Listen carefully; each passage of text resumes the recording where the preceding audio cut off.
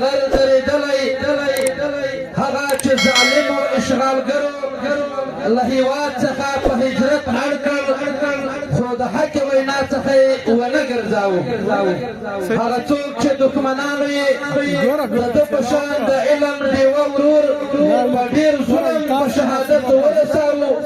خدای یې د مجاهدینو په ملګرتیا پښېمانه نه کړ. هغه څوک چې د علماو افتخار د ولسونو د زړونو ترجمان استاد العلماء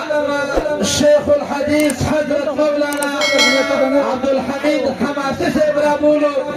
تر څو تر دریځ راشي او برخوالو ته خپله عالمانه او په زړه پورې وینا واوروي. د افغانستان افتخار د مظلومو مسلمانانو د زړونو ترجمان